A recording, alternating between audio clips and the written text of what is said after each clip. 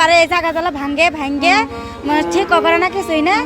এই প্রতি বারবার বাড়ি ঘর ভাঙ্গি জায়গা সরকারের কোনো চাহিদা করে না, কোনো ঠিক করে না, কোনো কিছু আঙ্গুরে গ্রাহ্য করে না। প্রতি বারবার পানি আসে, এরকম করিয়ে অনেকগুলা ক্ষতি হয়েছে। জিনিসপাতি সবগুলা নিয়ে গেছে গা, ঘর বাড়ি সব কিছু গেছে গা, খাট মাঠ সব গেছে গা, ফ্রিজ টিরিজ টিভি টুপি সবগুলাই, সব গাছ গাছালি সব গেছে গা, বাঁশের জার গেছে গা, সম্পূর্ণ গেছে গা।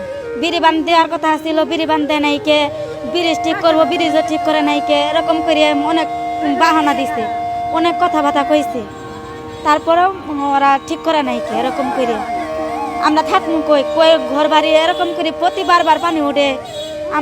আমরা পুনাই পান নিয়ে এগুলা নিয়ে কই কোথায় যাব, এগুলা ঠিক করে না। পাকঘর নিয়ে গেছে গা, পাকঘর ঠিক করে না, মানুষ করে নাইকে।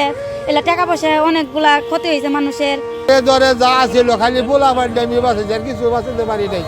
5 মিনিট আগে আমার বাড়ি হলেও গেছিলাম, তুললো গেছে কেবল তুললো, আমার সমস্ত আমি হলাম হার্টের রুগী, শ্বাসকষ্টের রুগী। আমি এর ভিতরে আল্লাহ কি বোঝাতে আল্লাহ ভালো জানে। আমার সমস্ত গেছে, ঘরে ঘরে হুদ্দা যা আছে যাবি এত ঠিক করে। পানি উন্নয়ন বোর্ডের লোকের এই জানি এটা বলে বাজেট নাই। এবার আমরা অনেকক্ষণ অনুরোধ করছি, অনেকদিন অনুরোধ করছি, এরা বলে বাজেট নাই। উত্তর আর দক্ষিণে বাজেট আছে না, কোনো বাজেট নাই। এই বাজেট না কইয়া বন্যার 2 দিন আগে 100 বস্তা দিছে, 100 বস্তার কাম বাড়ছে। এই 100 বস্তা দিছে, 100 বস্তা থাকে।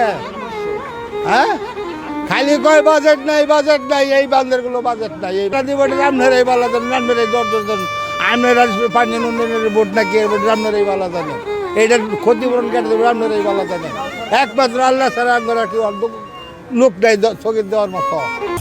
বাংলাদেশের শক্তিশালী থার্মিক স্টিল বার ফেমাস স্টিল লিমিটেড। এখান থেকে আমরা দেখলাম যে মুহূর্তের মধ্যে সবকিছু ভেঙে যাচ্ছে। এই ঘটনাটা আসলে এরকম হওয়ার কথা না, অনাকাঙ্ক্ষিতভাবে হয়ে গেল। একটা 10 মিনিট থেকে আর কি শুরু হয়েছে এই ঘটনা। তো মুহূর্তের মধ্যে এই রাস্তাটা ভেঙে গেছে। এই রাস্তাটা একটু নিচে ছিল, নদীর পার ভাঙিয়া বাঁশের জার গাছপালা যা কিছু আছে সব কিছু একেবারে সব ধুমড়ে মুচড়ে পানি, নদীর স্রোত এখান থেকে নদীর মতো আরেকটা নদী হয়ে গেছে। এটা মুহূর্তের মধ্যে সর্বোচ্চ 1-1.5 ঘন্টা বা 2 ঘন্টার মধ্যেই এই ভয়াবহ অবস্থা। জেনেগেতি বাজারের দিকে পানি, অথই পানি একেবারে প্লাবিত। ধানের চাউলের আড়ত যা আছে এগুলো সব একেবারে মানে ভাসমান। আমাদের দাবি হচ্ছে যে এই যেহেতু প্রতি বছরই এরকম ভয়াবহ অবস্থার পরিণতি হচ্ছে, সবাই শিকার হচ্ছে, তা আমরা প্রশাসনের কাছে এবং সরকারের কাছে আমরা চাই যে এই ভাতটা যেন মজবুতভাবে আবার পুনরায় নির্মাণ করা হয় এবং জনগণের যাতে ভোগান্তি কমে। আসলে বন্যার অবস্থা খুব ভয়াবহ। এখানে আসলে টিকা যাইতেছে না। এখানে যে পানির যে স্রোত এবং এখানে যে বাড়ি ঘরের যে অবস্থা, এই যে একটু পর পরে ভেঙে যাইতেছে। এদিক দিয়ে পানির স্রোতে আপনার একটু আগে একটা ঘর ভেঙে গেল, আর গাছালে যা আছে সব ভাঙা চতুর্দিক দিয়ে আপনার এই ভয়াবহ অবস্থা চলতেছে।